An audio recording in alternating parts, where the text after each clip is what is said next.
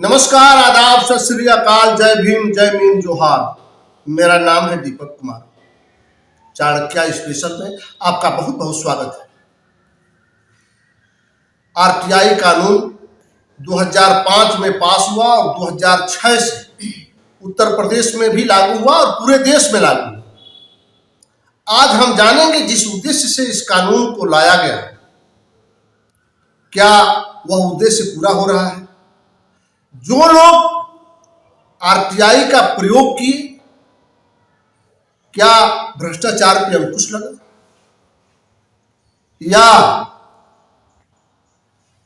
वहां भी जन सूचना अधिकारी पतली गली से निकल गया? इन सब तमाम चीजों पे हम चर्चा करेंगे। आज हमारे साथ हैं सूचना का अधिकार कार्यकर्ता एसोसिएशन के राष्ट्रीय अध्यक्ष अशोक कुमार शुक्ला। आप पेशे से एडवोकेट हैं, लखनऊ आयोग में प्रैक्टिस करते हैं। आज हमारे साथ हैं, हम उनसे तमाम बातों पे चर्चा करेंगे। बहुत बहुत स्वागत है आपका चाणक्य में। शुक्ला जी, मैं आपसे जानने का प्रयास कर रहा हूं कि आपके संगठन बनाने के पीछे क्या उद्देश्य है? इस सूचना का अधिकार कार्यकर्ता एसोसिएशन गठन करने का मुख्य उद्देश्य ये था कि सूचना का अधिकार का प्रयोग करने वाले अधिकतर आवेदकों के पास कोई एक प्लेटफॉर्म नहीं था जिससे वो अपनी बात कह सकते थे कि किसी भी सिस्टम को चलाने के लिए एक संगठन की आवश्यकता होती है। जी। इसको देखते सूचना का अधिकार कार्यकर्ता एसोसिएशन का गठन 2018 में किया गया और उसके बाद से मेरे प्रयासों के द्वारा वर्तमान में लगभग 15 प्रांतों में इसका गठन किया गया है। और हमारी कोशिश ये है कि ये संगठन जमीन के निचले स्तर तक जाना चाहिए, ग्राम स्तर पे, तहसील स्तर पे, ब्लॉक स्तर पे। इस क्रम में हमने पूरी कोशिश किया है कि हमारा संगठन हर जगह पे फैले और सूचना मांगने वाले आवेदकों की हर तरह से मदद करे, उनको सूचना मांगने से लेकर के सूचना आयोग में अपील के निस्तार तक उनकी सहायता करे। उनको किसी प्रकार की जानकारी प्राप्त करने के बाद संगठन किसी पदाधिकारी से वो संपर्क कर सकते हैं। जैसे आपने निःशुल्क मुहैया कराया है सारी जानकारी, सहायता के लिए निःशुल्क व्यवस्थाएं है। संगठन कार्यक्रम चलाता है लोगों को जानकारी देने के लिए। अगर इससे कोई सहायता लेना चाहता है तो विधिक सेवा के लिए इसके लिए कोई पैसे की आवश्यकता नहीं है।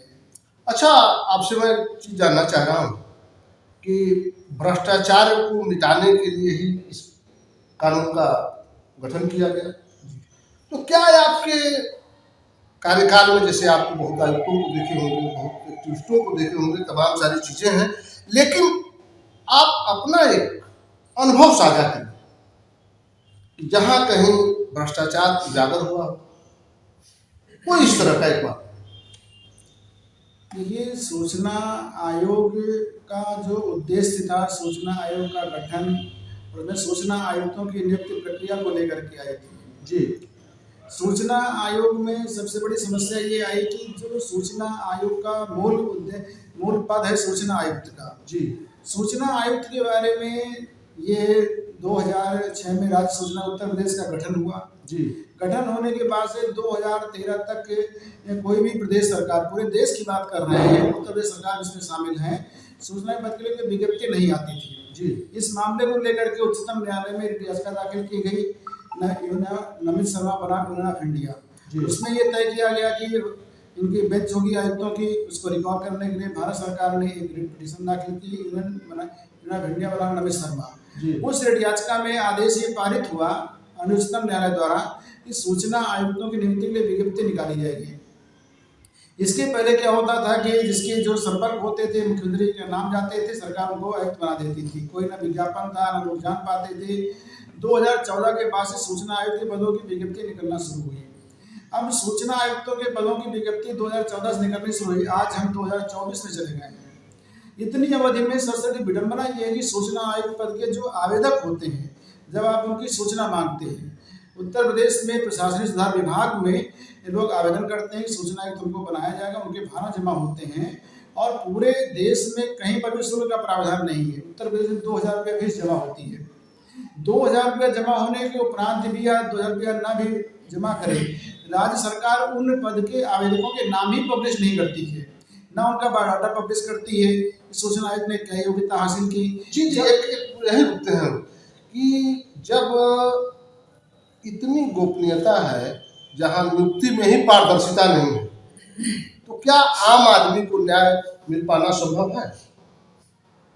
जब सरकार का जो नियंत्रक विभाग है, जो प्रशासनिक सुधार विभाग पूरे सिस्टम को चलाता है, जी उसी विभाग की आज सबसे बड़ी विडंबना ये है कि जब आप बात उठा रहे हैं कि सूचना आवेदन के शुल्क की बात मुझे रखनी पड़ती है। जी आज वर्तमान परिवेश में प्रशासनिक सुधार विभाग के 10 रुपए का नगद का नोट नहीं लेता, उसको वापस कर देता है। अब जबकि आरटीआई एक्ट में प्रोविजन है कि आप नगद शुल्क जमा कर सकते हैं, जब नियंत्रक विभाग जो नोडल विभाग माना जाता है पूरे प्रदेश का, उसमें नगद शुल्क नहीं जमा होता है, जब मूल विभाग अपना काम नहीं कर पा रहा, पूरे प्रदेश में आरटीआई की क्या हालत हो सकती है? शुल्क लेके मैंने अपनी बात रखी है। अब जब मैं शुल्क की बात नहीं कर रहा हूं, मैं जनता को न्याय की बात कर रहा हूँ, जो एक्टिविस्ट लड़ रहा है। ये न्याय की बात ही आ रही है। जब शुल्क ही नहीं लेंगे तो सूचना मिलेगी कैसे? सूचना तो मिलने से रही, तो न्याय की परि में ये भी आता है। वैसे हम सूचना आवेदन दे रहे हैं, अपना शुल्क जमा कर रहे हैं, शुल्क नहीं लिया जा रहा है, सूचना मिलने से कहता है न्याय कैसे मिलेगा? तो न्याय तो वही प्रभावित हो गया। अब सूचना आयोग का काम ही नहीं रह गया। जब पीआईओ ही अपना आवेदन रिजेक्ट कर रहा है, आपका आवेदन सूचना उस पर निर्णय नहीं कर रहे हैं, तो न्याय कहाँ रह गया?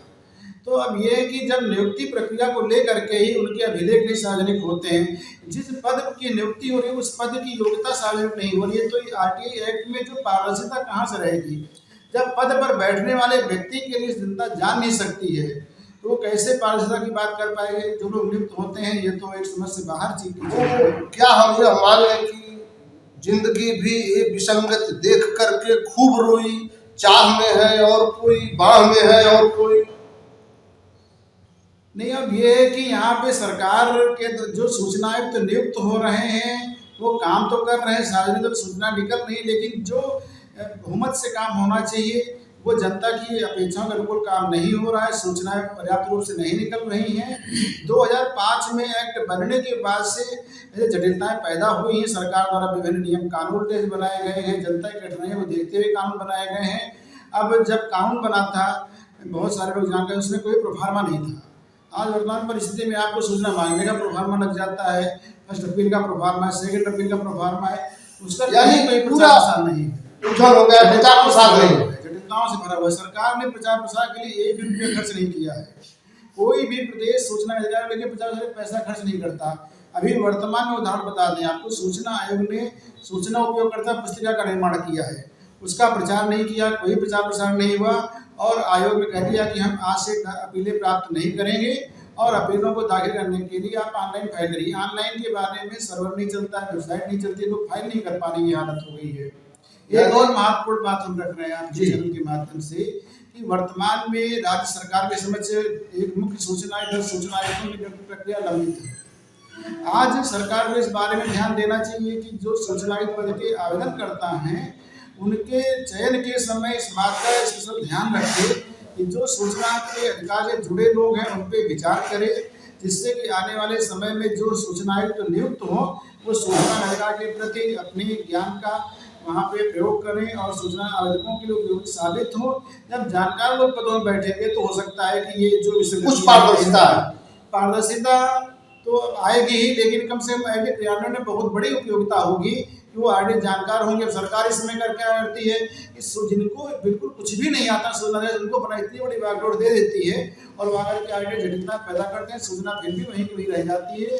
तो सक्रिय आम सूचना पब्लिक तक नहीं पहुँच पाती, वो नहीं पहुँच पाती क्योंकि उनका इससे जुड़ाव नहीं रहता है। जी जब आप कहीं पर अप्रशिक्षित के हाथ में कोई भी काम देंगे तो काम अच्छे ढंग से यानी आयुक्त प्रशिक्षित नहीं, आयुक्तों को आरटीआई की जानकारी न होना और एकदम से इतना बड़ा पद दे देना, ये कहीं आरटीआई में बाधा उत्पन्न करता है।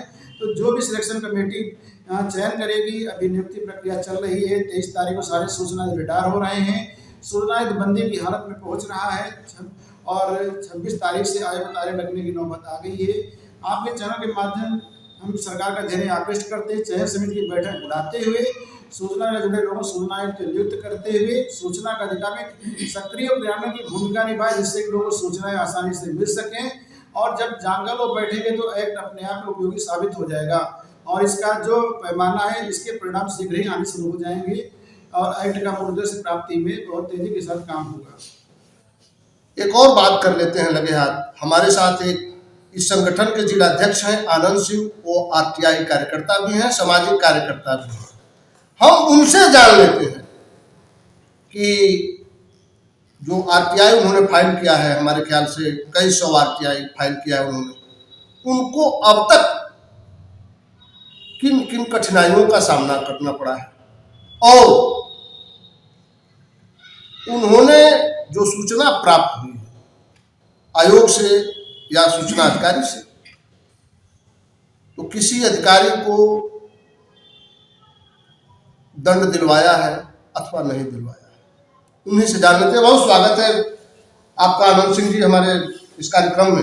हम आपसे जानना चाह रहे हैं कि आपने जो आरटीआई फाइल की है, कितने दिनों से आप आरटीआई दिख रहे हैं? सबसे पहले मैं आपको धन्यवाद देना चाहता हूं कि आपने अपने चैनल पे जो हमको स्थान दिया और हमसे जो है आप प्रश्न पूछ रहे हैं। तो मैं आरटीआई 2006 से लगा रहा हूं, जब से आरटीआई एक्ट लागू हुआ तब से मैं लगा रहा हूं। उस समय जो है कार्यालय इंदिरा भवन में हुआ करता था, तब से मैं आरटीआई लगा रहा हूँ। आरटीआई लगाने के उपरांत जो है कई प्रकरण और कई परेशानियां हमको जो है हुई, लेकिन ऐसा कहा जाता है कि लोगों को धमका दिया जाता है, मुकदमे हो जाते हैं, कुछ ऐसा आपके साथ भी हुआ क्या? मेरे साथ भी हुआ, लेकिन मैं उससे जो है दबा नहीं, और नतीजा ये हुआ, अडिग रहे, और नतीजा ये हुआ कि जो आरटीआई से हमको सूचना मिली, मैं उसको जो है अध्ययन किया, और अध्ययन करने के उपरांत मैं समझा कि इसमें व्यापक स्तर पर भ्रष्टाचार हुआ है। मैंने माननीय लोकायुक्त प्रशासन में जो है उसकी जांच लगा दी, वो सारे अभिलेख लगा करके, और नतीजा ये हुआ कि 22/6/2023 को जी इस जनपद के, देवरिया जनपद के तत्कालीन जिला विद्यालय निरीक्षक राजेंद्र प्रसाद यादव, तत्कालीन वित्त लेखा अधिकारी माध्यमिक, और हमारे यहाँ विद्यालय चलता है उसके प्रबंधक और जो नियुक्त अध्यापक है, उनके विरुद्ध कार्रवाई के लिए लोकायुक्त प्रशासन ने जो है शासन को 22/6/2023 को जो है अपना जो है कार्रवाई हेतु जो है संस्तुति करके भेज चुका है। अच्छा, आपको भी धमकियों देते रहे हैं? बहुत धमकी मिला है, एफआईआर तक हुआ है, मैं उसका भी फेस किया। अच्छा, एफआईआर भी फेस किया? एफआईआर फेस किया, और फर्जी एफआईआर हुआ, और जिस दरोगा ने किया उसके खिलाफ भी मैंने जो है लोकायुक्त में दाखिल किया। उसमें क्या परिणाम? उसमें परिणाम ये हुआ कि वो दरोगा जो है एसएचओ से जो है फिर जो है नायब हो गया, उसका 1 स्टार जो है माइनस हो गया। अच्छा, ये भी सुना जाता है कि कभी कभी आयुक्तों से भी आपका विरोध हो जाता है? अब विरोध हो जाता है, विरोध का कारण भी है ना। विरोध का कारण है कि सूचना न दिलवा करके वो बेवजह का जो है अपवाद रूप में जो है बात करते हैं, जिसका कोई जो सूचना फाइल की गई है उससे कोई लेना देना नहीं है, उसके संबंध में वो बात करते हैं। मुझसे तो जो ये देख रहे हैं, जो हमारे सूचना आयुक्त जो है गोरखपुर मंडल, देवी पाटन मंडल के, इन्होंने तो 45, 40 मिनट तक मुझसे बात किया, लेकिन मैं बार बार यही कहता रहा कि जो है सूचना पर ही बात हो, लेकिन वो जो है व्यवहारिक बातें हो जाती है। सूचना जी कह रहे थे कि अप्रशिक्षित लोग आ गए हैं। वही बात सही कह रहे हैं। क्या आप उसमें मुहर लगा रहे हैं? एकदम मुहर लगा रहे हैं, क्योंकि सरकार अगर नियुक्त भी कर रही है, ठीक है, अपने लोगों को ही नियुक्त कर रही है किसी तरह से, तो उनको पहले वो प्रशिक्षण दिलवाए जी। और मेरा तो ये कहना है कि आरटीआई के जानकार लोगों की नियुक्ति हो तो सबसे अच्छा रहेगा, उनको भी स्थान मिलना चाहिए। जो आरटीआई जो है जब कानून लागू हुआ तब से जो है आरटीआई मांग रहे हैं, उनको कम चाहे ज्यादा जो है उनको जानकारी अगर वो होंगे, अगर उनकी नियुक्ति होती है तो आरटीआई कानून जो है जिस उद्देश्य से बनाया गया है वो सफल भी हो। तो क्या आपसे मैं ये सवाल भी कर सकता हूं कि जनता को जिस तरह से आप आरटीआई फाइल किए हैं, जिस तरह से आप अपना अनुभव साझा कर रहे हैं, जनता को भी न्याय के लिए आरटीआई फाइल करनी चाहिए? एकदम करनी चाहिए। न्याय की उम्मीद है? न्याय की उम्मीद है, एकदम न्याय मिलेगा। बहुत बहुत धन्यवाद हमारे साथ जुड़ने के लिए। और आपसे मैं अपील करता हूं, जन सूचना का अधिकार आपके लिए है, सरकार आपके लिए लाई है, आपको इसका प्रयोग करना चाहिए। मिलते हैं किसी और शख्सियत के साथ, तब तक के लिए नमस्कार। अब आप भी बन सकते हैं सिटीजन जर्नलिस्ट, लड़ सकते हैं अपनी लड़ाई खुद। अपने हक की लड़ाई में चाणक्य न्यूज इंडिया है आपके साथ। आज ही प्ले स्टोर से डाउनलोड करें चाणक्य न्यूज इंडिया का मोबाइल ऐप। उसके बाद मेरा पोस्ट पे जाकर अपनी खबर अपडेट करें फोटो के साथ। हम बनेंगे आपकी आवाज। देश का तेजी से बढ़ता नेटवर्क, सच दिखाते हैं हम। जय हिंद। खबरें जो आपको सीधे जोड़ती हैं हमसे, जिनका आपकी जिंदगी पर होता है सीधा असर, खबरों की वही तस्वीर बिना बदले बिना डरे, जज्बा सच का लिए, सच दिखाते हैं। चाणक्य न्यूज इंडिया, हम हैं हिंदुस्तानी।